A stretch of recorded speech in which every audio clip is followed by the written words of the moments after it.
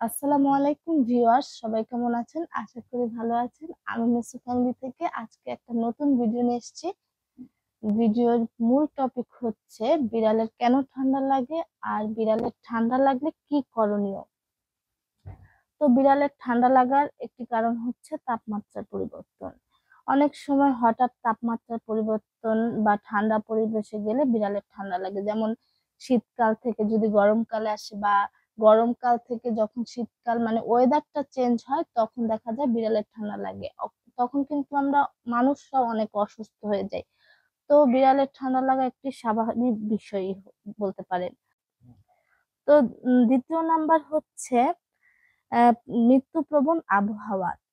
ঠান্ডা বৃষ্টির দিনে বাইরে থাকা বা শীতের সময় অতিরিক্ত ঠান্ডা পরিবেশে থাকার ফলে বিড়ালের শরীরে কিন্তু এক ধরনের ইমিউন সিস্টেম দুর্বল হতে পারে, যা ঠান্ডা লাগার সম্ভাবনা বাড়িয়ে দেয়। আর ভিউয়ার্স, আমি বলে রাখছি যে এই মানে ইমিউন সিস্টেম দুর্বলটা কি, এটা নিয়ে আমি আমার আরেকটা ভিডিও আলোচনা করব। তো আমি এখন আপাতত বিড়ালের কেন ঠান্ডা লাগে সে বিষয়ে আলোচনা করছি। আর ৩ নাম্বার কারণটা হচ্ছে অতিরিক্ত শীতল পরিবেশে ঘুমানো। যদি বিড়াল কোনো ঠান্ডা জায়গায় বা খোলামেলা স্থানে ঘুমায় তবে তার শরীর ঠান্ডা হয়ে যেতে পারে। সেদিকে খেয়াল রাখতে হবে বিড়াল যেন ঠান্ডা জায়গায় না ঘুমায়। অনেক সময় দেখা যায় বিড়াল কিন্তু ঠান্ডা জায়গায় ঘুমাতে পছন্দ করে, বিশেষ করে পার্সিয়ান ক্যাট গুলো। ওরা কিন্তু সারাক্ষণ দেখবেন মানে টাইলস, বাসায় টাইলস থাকলে টাইলসে ঘুমাতে পছন্দ করে। যদি দেখেন আপনার বিড়াল সবসময় টাইলসে বা ঠান্ডা জায়গায় থাকতে থাকতে থাকে, তখন কি করবেন, আপনারা চেষ্টা করবেন যেন বাসার ফ্লোরটাতে কার্পেট বিছায় দেওয়া যায়। তো সেটা করতে পারেন। পরের টপিকটা হচ্ছে স্বাস্থ্যগত দুর্বলতা। যদি বিড়ালের ইমিউন সিস্টেম দুর্বল থাকে তবে সে সহজেই ঠান্ডা বা ভাইরাসে আক্রান্ত হতে পারে। অনেক সময় দেখবেন বিড়াল খেতে চায় না, দুর্বল দুর্বল লাগে, ঠিক মতো খেলাধুলা করে না, অ্যাক্টিভ থাকে না, মানে চুপচাপ বসে থাকে, নাক দিয়ে পানি পড়ে। তো সেক্ষেত্রে বিড়ালের কিন্তু ইমিউন সিস্টেম দুর্বল হতে পারে। তো সেদিকে খেয়াল রাখতে হবে। আর এখন আমি আলোচনা করব বিড়ালের ঠান্ডা লাগলে কি করণীয়। বিড়ালের ঠান্ডা লাগলে তাকে সব সময় গরম জায়গায় রাখতে হবে এবং আপনি তাকে যে খাবারটা দিচ্ছেন সে খাবারটা পরিবর্তন করে তাকে হেলদি ভালো খাবার দিতে হবে।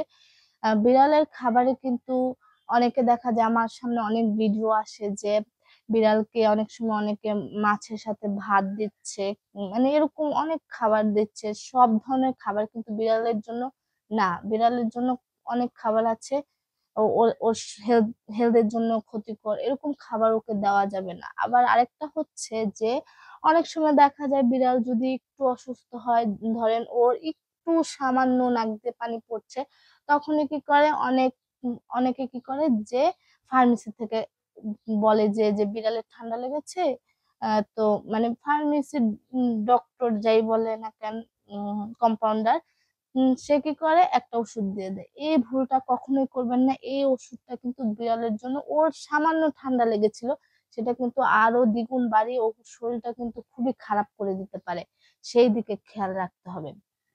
এরকম করা যাবে না, যে কোনো ওষুধ এনে খাওয়ানো যাবে না বিড়াল, তাহলে কিন্তু অসুস্থ হয়ে পড়বে।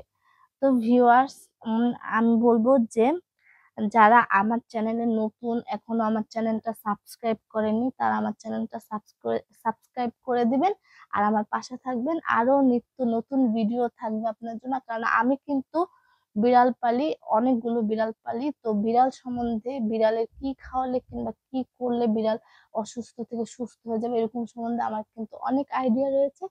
তো ভিউয়ার্স, আজকে এ পর্যন্তই। নেক্সট ভিডিওতে আবার দেখা হবে। তো আসসালামু আলাইকুম।